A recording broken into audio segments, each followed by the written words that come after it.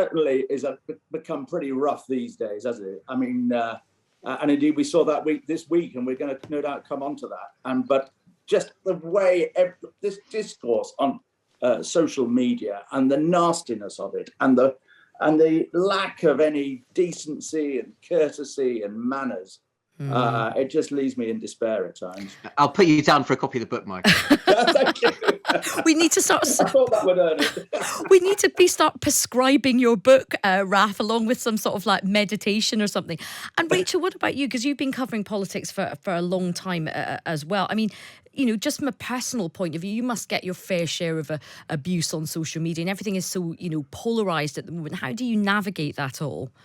Well, also the fact that women seem to get it so much tougher, especially in politics, the female MPs. It's just appalling, the number of death threats, rape threats. I mean, it's not just rude, and it's just it's appalling what they do. And I kind of steer clear of the most controversial topics because you know it's just going to be horrible.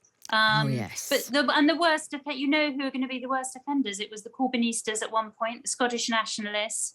There are certain groups that seem to be particularly angry.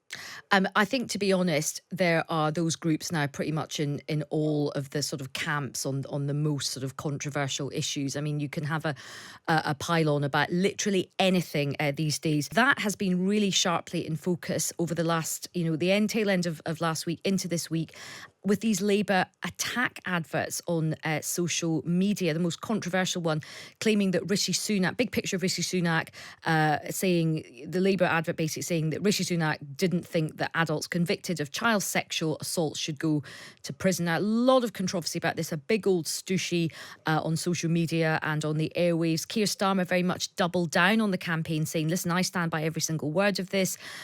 Rishi Sunak has kind of sort of slightly hit back, saying that politicians should offer less talk and more action. But it is interesting how Labour have decided to really take the gloves off. Raf, what do you think about this?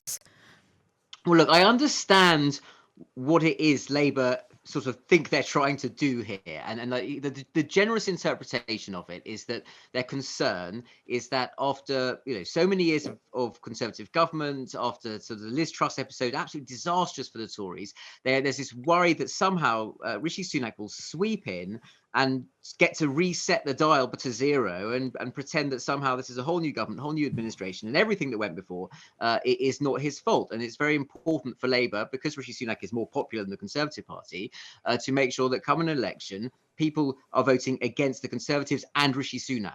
And so they need to somehow tar him with his brush. And I think the mistake that they've made, or rather the problem they have, is that imperative is in direct opposition, or the way they're doing is in direct tension with the other thing they have to do, which is present Labour and Keir Starmer as a positive, optimistic, forward-looking alternative that will say, look, we can, as we were just discussing, look, people recognise that politics has got unpleasant and nothing works, and it's all, you know, tactical and shabby, and you know, somehow it's absolutely imperative for Labour to sort of soar above that. And Keir Starmer, it's not great at the rhetoric of that. It doesn't do it terribly well. So Keir Starmer's exact deficiency in delivering that kind of upbeat message leaves a gap. And then when they do this sort of lower politics, lower attack stuff, that then cuts through far more than I think Labour really want it to. So I do sort of tactically understand what they're doing, but I think they've got the sort of the graphic equalizer, the EQ on the balance of the different messages they're sending out is completely wrong now. It's really interesting. It's really divided opinion. I mean, my view, and I wrote a column this week, I mean, I just don't like everybody now kind of accusing everybody of somehow, you know, supporting child sex abusers. I mean, Boris Johnson did it with Keir Starmer over Jimmy Savile. And, you know, personally for me, I feel quite squeamish about this. But I am sympathetic, Michael Crick, to them wanting to get the gloves off. I mean, I've been speaking to a number of very senior Labour strategists who have really sort of, you know, given me a bit of a row and push back and saying, look, hang on a minute, we are never going to change the script about Labour being nice losers unless we get the gloves off. And I certainly know from my time working for Ed Miliband, I mean, we used to get sort of rinsed left, right and centre, and sometimes I didn't think we punched back hard enough. I mean, sometimes it felt like, you know, Labour turned up to a political knife fight armed with a homemade gluten-free flapjack. Do you know what I mean? I do know what you mean, and sure, fight hard. But this goes beyond the bound. This is dreadful, absolutely dreadful. And it was condemned by left and right in the Labour Party, David Blunkett and John McDonnell. So, and many others as well. Although I have to say, my opinions of many people, some of them I would regard as friends who actually defended this ad, and my opinion of Starmer absolutely plummeted. I mean, it's a lie, basically. And I think that we in journalism and in politics should be very, very careful about using the word lie. But to say, do you think adults convicted of sexually assaulting children should go to prison? Rishi Sunak doesn't. Well, everybody knows he does think that. And everybody in the Labour Party knows that. Keir Starmer knows that. And the general public know that. I mean, they're treating the general public like morons in this ad. And I mean, Keir Starmer hasn't got a huge amount going for him. Let's be frank about it. He lacks charisma. He lacks warmth. People don't know what he stands for. But two things that he has got going for him are honesty and integrity. And those were ripped up with that ad and then his subsequent defense of them. And I just think it's not only is it dragging down politics, and no doubt the Conservatives will fire back with a missile that is equally or probably even worse. It's dragging politics down, not just to the gutter, but to the sewer. But it's very, very dangerous territory for Labour. Okay. I mean, the Labour Party ran the councils in Rotherham, where they incidentally had to get rid of a parliamentary candidate just before Christmas because he was one of the leading councillors in Rotherham. They had to get in Rotherham, in Oldham, in Telford, and this Labour is on very weak territory here. If more journalists were to start looking at Labour's culpability in what went wrong in terms of grooming gangs in those three council areas, the way in which the council turned a blind eye, the way in which the council was incompetent. All right. Okay. Mike, I just you can see I feel strongly. I can tell, Michael. There's no sort of on the fence sitting for you there.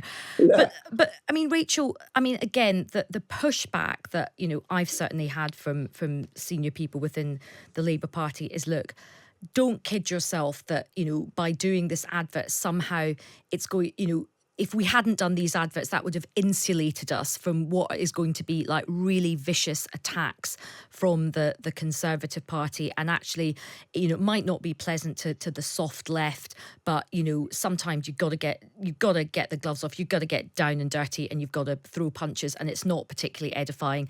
But politics is a bit of a blood sport. What do you say to that, Rachel?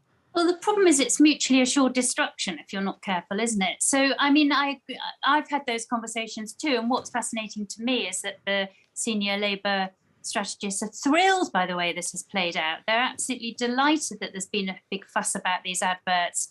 The more controversy, the better, because they feel they've got their message across that Labour is somehow tough on crime. And they've got 500 words in the Daily Mail about, why they want to deal with criminals. But I think the problem is I just come back always to that Michelle Obama. They go low, we go high. And I think that is the way in which Labour is going to win the election. This, as we were talking about earlier, the high number of undecided voters, around a third of voters don't know yet which way they're going to go. They're only going to be persuaded by an inspiring message. And Labour's only real message at the election is time for a change, but it's got to be a change to something. Okay. And it's got to be, there's got to be a sort of positive pitch. And the danger with sort of getting into the gutter is that everyone gets dirty and everyone gets smelly and nobody is very appealing.